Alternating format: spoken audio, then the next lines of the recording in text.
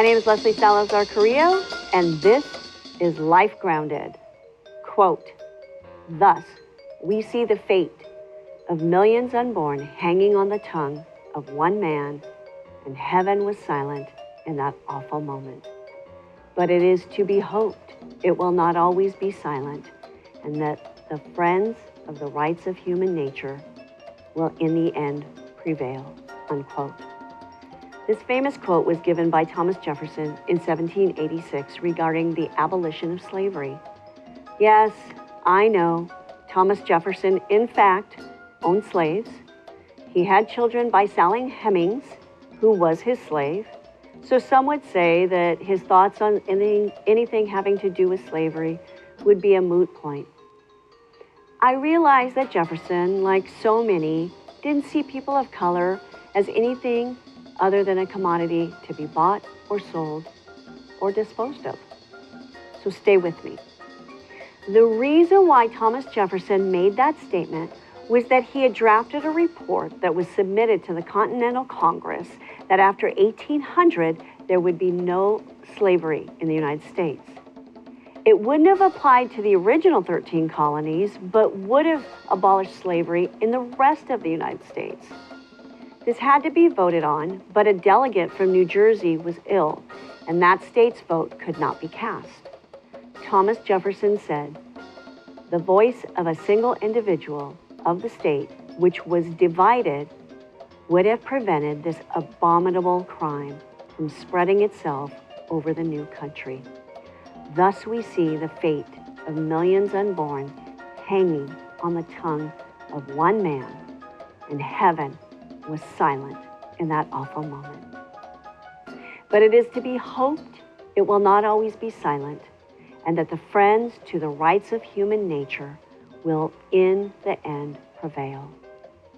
So you may be asking yourself, "Leslie, why are you talking about slavery? Why is this important? What does it have to do with the life issues that you discuss?"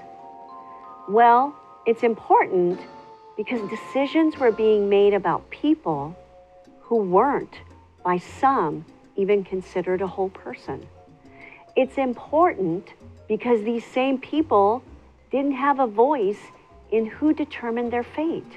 And it's important because a single individual could have changed the horrible history of slavery in this country in its beginning. This horrible stain on our history could have been eliminated. Do any of these things sound familiar when we're talking about the unborn?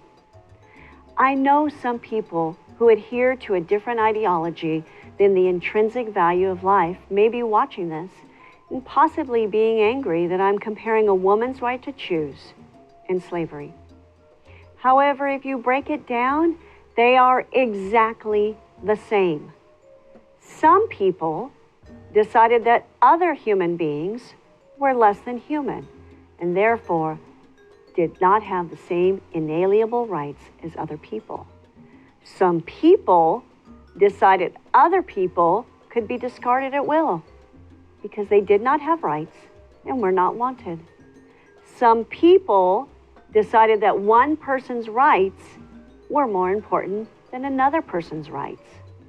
Some people thought that people of color were less intelligent than others, even though there was no and is no scientific fact to support that idea.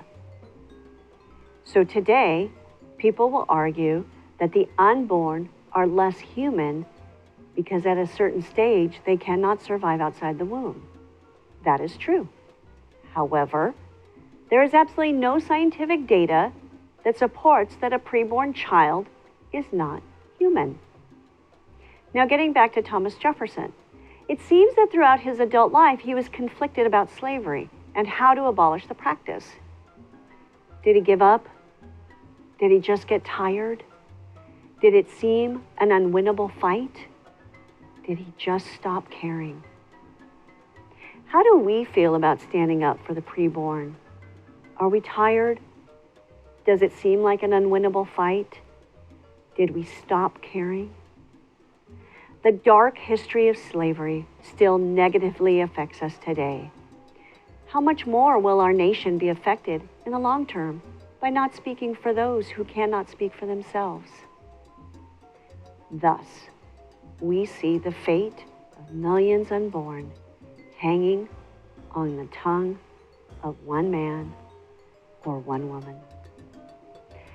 My name is Leslie Salazar Carrillo, and this is Life Grounded, brought to you by ChristianPodcastCentral.com.